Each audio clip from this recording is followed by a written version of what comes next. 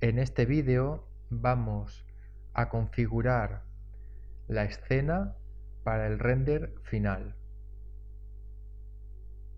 Vamos a editar los parámetros de los glossy samples de los materiales, editaremos la precisión del final gather y editaremos también el parámetro del anti-aliasing o precisión de imagen, que lo tenemos aquí abajo. Tenemos aquí delante el último render al que le he añadido un material a la mesa. Ahí lo podemos ver. Si abro el editor de materiales, vemos aquí este nuevo material que no teníamos antes. Le he añadido este material a la mesa para explicaros el tema de los glossy samples que tenemos que editar en los materiales en los que en las pruebas de render que hemos hecho veamos que hay ruido, que hay defectos que se pueden solucionar. Normalmente esos fallos se verán en manchitas, en una imagen que no esté nítida como se quisiera. Seleccionando el material en cuestión, le he aplicado a la mesa un material de Autodesk de madera y en estos parámetros, bajando un poquito, fijaos que aparece Reflection Glossy Samples. Por defecto este material viene con un valor numérico de 32. Para solucionar los posibles fallos que estaremos viendo en los renders o renders de prueba que habremos hecho, hay que aumentar este valor. De 32, por ejemplo, pues lo podría probar a subir a 128, por ejemplo. Hay que tener en cuenta que no se trata de colocar cualquier valor de modo aleatorio, sino que tengamos en cuenta que sea un múltiplo de 2 y sobre todo en la secuencia de 8, 16, 32, 64, 128, 256. En este caso de 32 lo voy a subir a 128, que son 4 veces más. Si hacemos esto con todos los materiales en los que veamos que en el render han presentado algún problema de ruido, esto ya solamente lo haremos de cara al render final. Aunque siempre podemos hacer un pequeñito render de región para comprobar si esos efectos, si estas modificaciones pues han surtido efecto. En este caso el único material que he creado es este, lo voy a subir a 128 y ya puedo cerrar el editor de materiales. El siguiente punto que tengo que editar es el Final Gather. Abriendo la ventana de Render Setup, tenemos Final Gather en modo boceto o draft. Lo subiríamos a calidad media. Con calidad media es más que suficiente para obtener un render muy bueno. De cara ya, por supuesto, al render final, tenemos que tener activado Photon Mapping. Yo lo he desactivado previamente para hacer este render, porque si no me iba a llevar mucho tiempo. Antes sí que lo tenía activado para hacer algún render de región. Y el siguiente parámetro de calidad que tenemos que tener en cuenta es el anti-aliasing, que nos aparece en esta ventana, en la ventana del render. Podemos cerrar la de render setup y si cierro esta, la ventana del render es esta de aquí, rendered frame window. El parámetro del anti-aliasing o precisión de imagen lo tenemos aquí abajo a la izquierda y tenemos que subirlo al menos a calidad media. Si aumentamos este valor de calidad, dibujará mucho mejor las líneas, por ejemplo las líneas de la pared, las de los bordes de los elementos, las esquinas,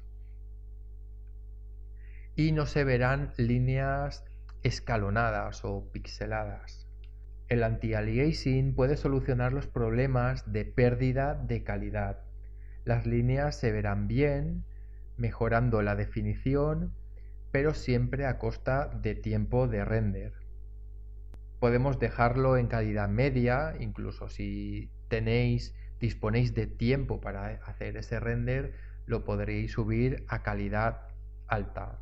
Siempre se trataría de probar. Podéis hacer un pequeño render de región en calidad media y si ese render ya os sale bien, lo podéis dar por bueno o siempre podéis subirlo después. Con los parámetros de el photon mapping activado, final gather en calidad media, los glossy samples mejorados y el anti-aliasing en calidad media, voy a hacer un pequeño render de región en esta zona, por ejemplo. Voy a dejarlo ahí. He seleccionado esta zona porque aquí es donde he activado los glossy samples de la mesa. Y después analizaremos este render y si ya nos parece bien el punto de calidad que hemos obtenido, ya iremos hacia el render final.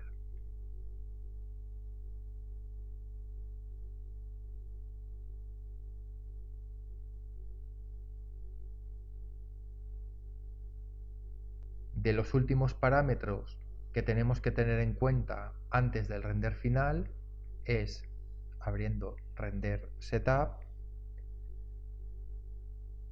es el tamaño de salida del render, el tamaño del render final. Ahora mismo estamos haciendo renders bastante pequeños.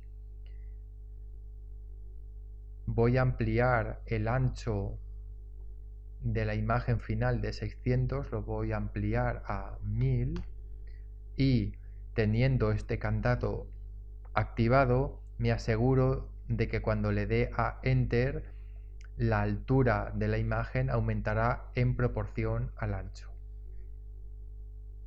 Aprieto Enter, aumenta hasta 625, ese va a ser el tamaño de salida del render final.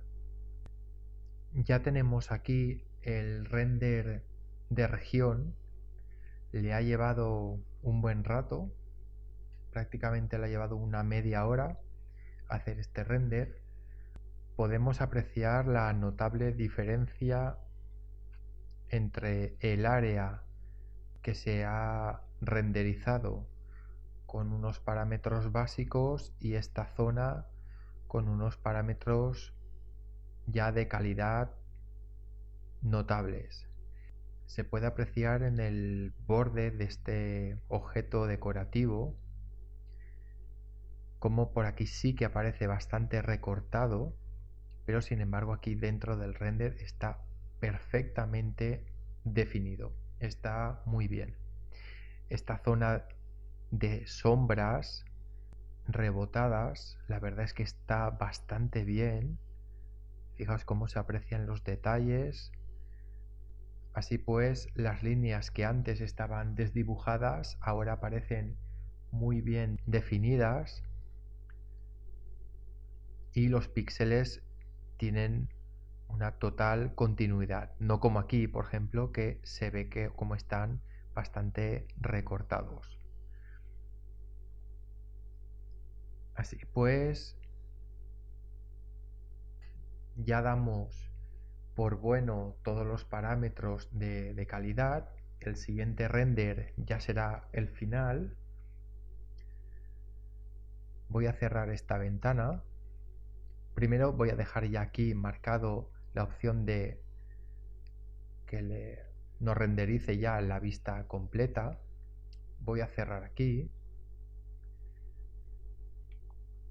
Y en la ventana de render setup me voy a la pestaña de común.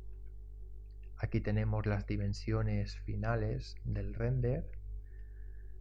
Y voy a activar el render output.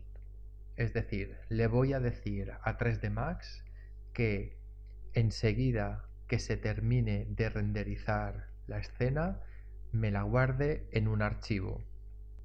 Tengo que activar esta casilla para que guarde el archivo y desde aquí, desde Files, le voy a indicar la ruta para que me guarde el archivo.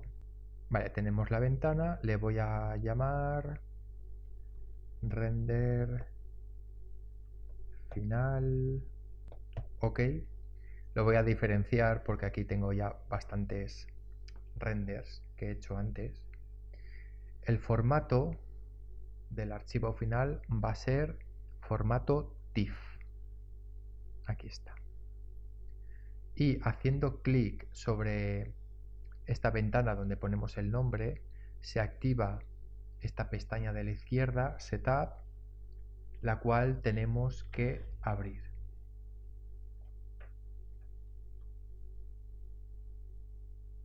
Se nos abre esta ventana.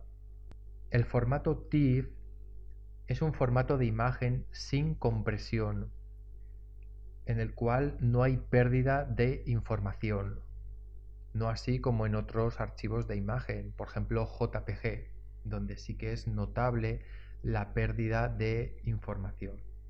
Si nos fijamos en sus parámetros del TIFF, por defecto en los parámetros nos viene como que se va a guardar un TIFF con 8 bits color.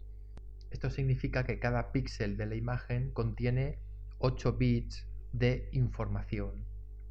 Nuestro propósito es que el TIFF que obtengamos del render final lo editaremos en Photoshop. Por lo tanto, necesitamos que ese TIFF contenga la mayor información posible para que pueda soportar bien el retoque fotográfico posterior. Por lo tanto, lo guardaremos en 16 bits. Aquí abajo tenemos la opción de guardar el canal alfa. En este caso a nosotros no nos va a hacer falta, así que no lo vamos a activar. Y el resto de parámetros lo dejamos tal y como está, sin compresión y aquí 300 puntos por pulgada. Correcto. Lo importante es esto, 16 bits color y en algún caso habrá que guardar el canal alfa.